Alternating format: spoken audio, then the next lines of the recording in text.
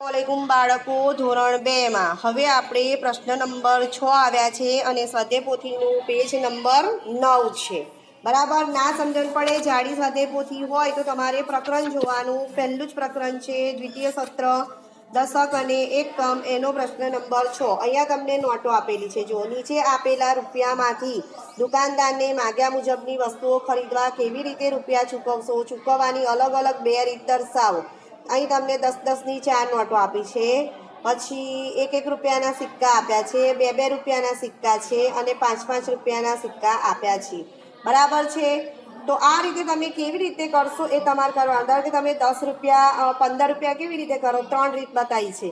કઈ કે 10 રૂપિયાની 1 નોટ લો, પછી તમે 1-1 રૂપિયાના 5 સિક્કા લો તોય 15 થાય, પછી 10 રૂપિયાની 1 નોટ અને 1-1 રૂપિયાના 3 સિક્કા અને 2 રૂપિયાનો 1 સિક્કો તોય 15 થાય। 10 રૂપિયા અને 5 રૂપિયાનો 1 સિક્કો લો, એટલે તમારે જેટલી કીધી હોય ને એટલી રીતો તમારે બતાવવી પડે। ત્રણ કીધી છે તો તમે કોઈ પણ અલગ અલગ રીતે 3 બતાવી શકો છો। હવે અહીંયા છે કે 24 રૂપિયા કેવી રીતે કર્યા છે, તો કે 10-10ની 2 નોટો, પછી 1-1 રૂપિયાના 4 સિક્કા, બરાબર। પછી બીજા 24 રૂપિયા તમે કેવી રીતે કરો, તો કે 10-10ની 2 નોટો અને 2-2 રૂપિયાના 2 સિક્કા, તોય 24 થાય ને, બરાબર છે। પછી ત્રીજી રીત તો કે 10-10ની 2 નોટો, 1-2 રૂપિયાનો સિક્કો અને 1-1 રૂપિયાના 2 સિક્કા, તો આ 3 રીત થઈ ગઈ। તો આ રીતે તમે 3 અલગ અલગ રીત બતાવી શકો છો।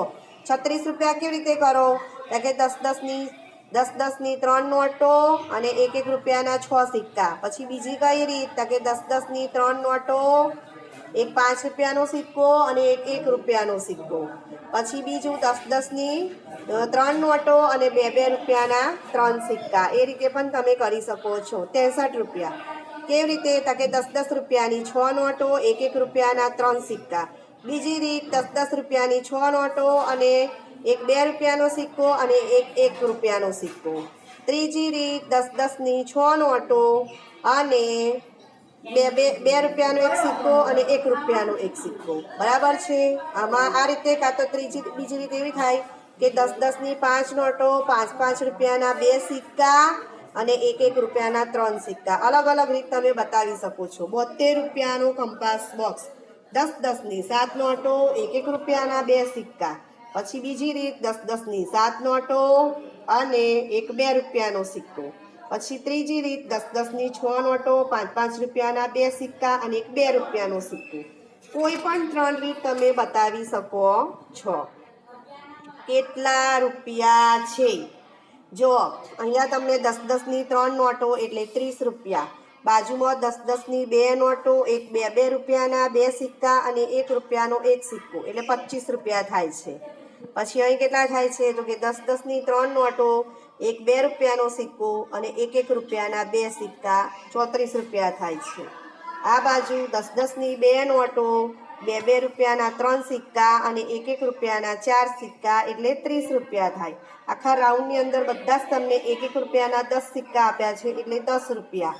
પછી છે 10-10ની 5 નોટો છે, 4 નોટો છે અને 1-1 રૂપિયાના 3 સિક્કા અને 2-2 રૂપિયાના 2 સિક્કા, 47 રૂપિયા થાય છે। પછી નીચે 10 રૂપિયાની 1 નોટ, 2-2 રૂપિયાના 3 સિક્કા અને 1-1 રૂપિયાનો 1 સિક્કો, 18 રૂપિયા થાય છે।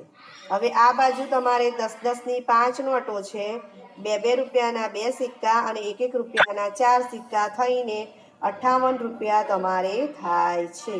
હવે આ કોષ્ટક ઉપરથી તમારે પ્રશ્નના જવાબ આપવાના છે અને એકમ દશક વિશે તમારે સમજવાનું છે। જુઓ નીચે કોઠામાં એક શાળાના ધોરણવાર વિદ્યાર્થીઓની વિગત આપેલી છે, તેમાંથી 10-10ના વિદ્યાર્થીઓની ટુકડી બનાવવાની છે અને તે માટે ખૂટતી વિગતો પૂરી કરી અને તેના આધારે પ્રશ્નના જવાબ લખો।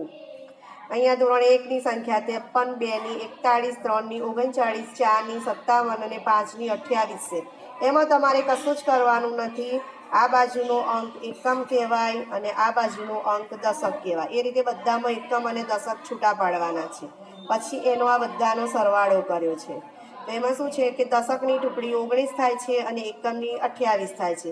એ જ રીતે એના પરથી તમારે નીચેના પ્રશ્નના જવાબ આપવાના છે કે બીજું ધોરણમાં જોવાનું કે ધોરણ 2માં 10-10ની કેટલી ટુકડી એટલે દશકનો અંક જોવાનો, તો ધોરણ 2 માં દશકનો અંક 4 છે અને બાકી કેટલા રહ્યા છે તો કે 1. બરાબર. એ જ રીતે ધોરણ 4 એમાં દશકમાં પૂછે તો 5 અને બાકી કેટલા રહ્યા છે તો કે 7. એ રીતે તમારે ખાલી જગ્યાઓ પૂરવાની છે. 10-10ની કુલ કેટલી ટુકડી બની? કુલ એટલે સરવાળો, જે બધાનો સરવાળો કર્યો તે તો કે 19. પછી 10-10ની ટુકડીઓ બનાવતા વધ્યા કેટલા? તો આ વધ્યા કહેવાય 28. તો બાકી રહેલા વિદ્યાર્થીઓ 10-10ની કેટલી ટુકડી બની? બાકી જે રહેલા હોય તો આ બાકી રહેલા એ છે ને એમાં 10-10ની 2 દશક બન્યા અને 8 છૂટા રહ્યા. તમને બાકી રહેલામાં પૂછ્યું છે. બરાબર છે. 10-10ની ટુકડી નથી પૂછવી. એટલે તમને જે રીતે પ્રશ્ન જવાબ પૂછ્યા હોય ને એ જ રીતે તમારે જવાબ આપવાના. કોયડા ઉકેલો. એક વર્ગમાં 48 વિદ્યાર્થીઓ છે, તેમની 10-10ની કેટલી ટુકડી બને અને કેટલા વિદ્યાર્થીઓ બાકી રહે? તો 10-10 તો દશકમાં કેટલા છે? 4.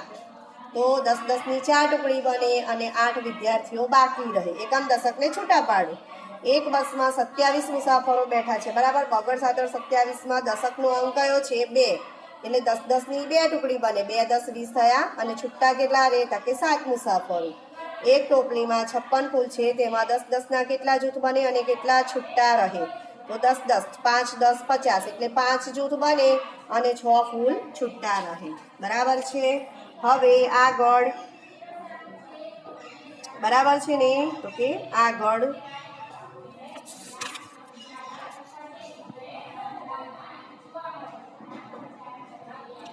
એક થેલીમાં જો પેજ નંબર 12 ઉપર આપેલું છે, તમને બેચ આપ્યું છે કે એક થેલીમાં 63 લખોટીઓ છે. જે આમાં નથી આપ્યું તો હું બોલી જાઉં છું કે એક થેલીમાં 63 લખોટી છે અને તેમના 10-10ના કેટલા જૂથ બને અને કેટલી લખોટીઓ બાકી રહે? તો 63 એટલે 6નો અંક છે, તો 10-10ના 6 જૂથ બને અને 3 લખોટીઓ બાકી રહે. પછી લાકડાના એક ભારામાં 75 નાની લાકડીઓ છે, તો 10-10ના કેટલા? તો કે 7 ભારા. દશકના અંકમાં 7 છે એટલે 7 10 70 અને છૂટા કેટલા રહે તો કે 5 લાકડીઓ છૂટી રહે છે. બરાબર છે. તો અહીંયા તમારે સ્વાધ્યાયપોથીનું પેજ નંબર 9 થી 12 ધોરણ 2માં નોટમાં લખવાનું છે. જે આની પછીના 4 અને 5 નંબરનો દાખલો હું બોલી ગઈ છું, જે તમારે અહીંયા નથી તો તમારે એ પણ નોટમાં લખવાનું છે. આજ તમારું લેસન છે. આજના માટે આટલું જ. અલ્લાહ હાફિઝ બાળકો.